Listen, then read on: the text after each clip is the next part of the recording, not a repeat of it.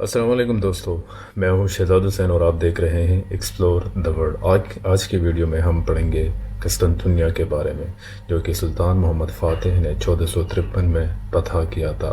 قسطنطنیہ کب، کیسے اور کون سے امپائر نے بنایا تھا، آج کی ویڈیو میں دیکھیں گے۔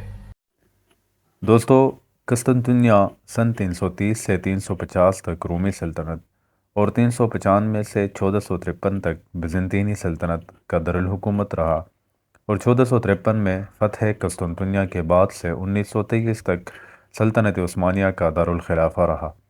فتح قسطنطنیہ کے بعد سلطان محمد فاتح نے اس شہر کا نام اسلام بول رکھا، مگر ترکوں کو اسلام بولنے میں مشکل ہوتی تھی تو وہ اسے استنبول کہتے تھے، اس وجہ سے اس کا نام استنبول پڑا۔ شہر یورپ اور ایشیا کے سنگم پر شاہ زریں اور بحیر مرمر کے کنارے واقع ہے، اور قرون وسطی میں یورپ کا سب سے بڑا اور امیر ترین شہر تھا۔ اس زمانے میں قسطنطنیہ کو شہروں کا ملکہ کہا جاتا تھا۔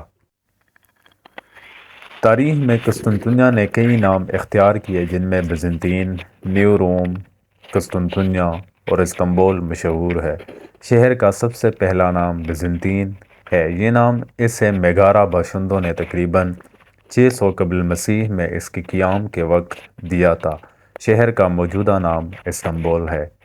قرون وسطی میں قائم کی گئی شہر کی فصیل 667 قبل مسیح میں یونان کی توسیع کے ابتدائی ایام میں شہر کے بنیاد ڈالی گئی۔ اس وقت شہر کو اس کے بانی بائزاس کے نام پر بیزنطین کا نام دیا گیا۔ 11 مئی 330 کو قسطنطین کی جانب سے اسی مقام پر نئے شہر کی تعمیر کے بعد اسے قسطنطنیہ کا نام دیا گیا۔ 363 سے رومی سلطنت کے دو حصوں میں تقسیم کے باعث قسطنطنیہ کی اہمیت میں اضافہ ہوا۔ 376 میں جنگ ادرنہ میں رومی افواج کی گوت کے ہاتھوں بدترین شکست کے بعد تیوڈوسس نے شہر کو 60 فیٹ بلند ترین فصیلوں میں بند کر دیا۔ اس فصیل کی مضبوطی کا اندازہ اس بات سے لگایا جا سکتا ہے کہ بارود کی ایجاد تک اسے توڑا نہ جا سکا۔ تیوڈوسس نے 27 فروری 425 میں شہر میں ایک جامعہ بھی قائم کیا۔ 7ویں صدی میں آوارز اور بعد ازاں بلغار قبائل نے بلقان کے بڑے حصے کو تہس نہس کر دیا اور مغرب سے قسطنطنیہ کے لیے بڑا خطرہ بن گئے۔ اسی وقت مشرق میں ساسانیوں نے مصر، فلسطین، شام اور آرمینیا پر قبضہ کر لیا۔ اس موقع پر ہرقل نے اقتدار پر قبضہ کر کے سلطنت کو یونانی رنگ دینا شروع کیا اور لاطینی کی جگہ یونانی قومی زبان قرار پائی۔ ہرقل نے ساسانی سلطنت کے خلاف تاریخی مہم کا آغاز کیا اور انہیں عظیم شکست دی اور 627 میں تمام علاقے واپس لے لیے۔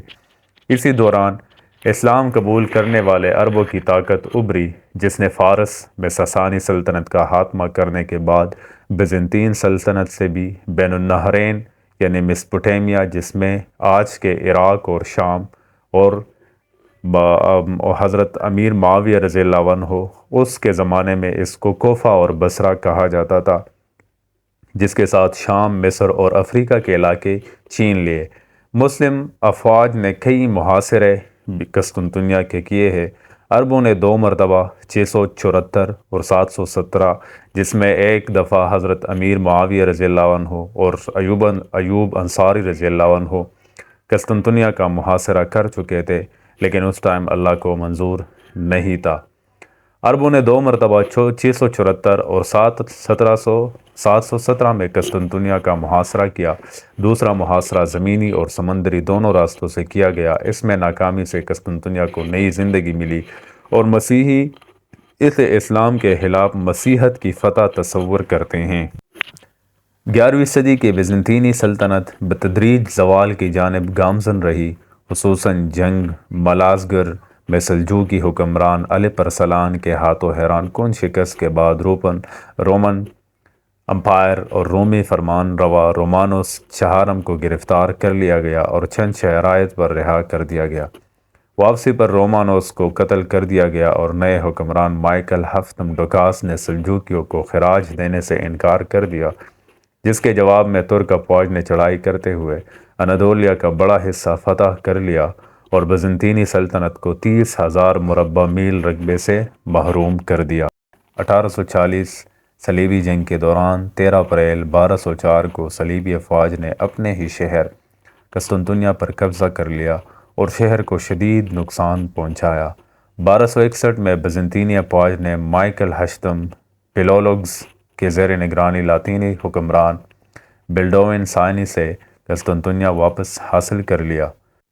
دوستو، جیسے میں نے آپ لوگوں کو پہلے بتایا کہ کئی مسلمان امپائر جس میں حضرت امیر معاویہ رضی اللہ عنہ، امی خاندان، عباسی خاندان، سلجوقی امپائرز، انہوں نے بہت کوشش کی تھی قسطنطنیہ کو فتح کرنے کے لیے، کیونکہ فتح قسطنطنیہ کے بارے میں رسول پاک صلی اللہ علیہ وسلم نے یہ بشارت دی تھی کہ کیا فوج ہوگی اور کیا سپہ سالار ہوگا جو قسطنطنیہ کو فتح کرے گا، اور وہ یہ دن ایک نہ ایک دن آنا تھا۔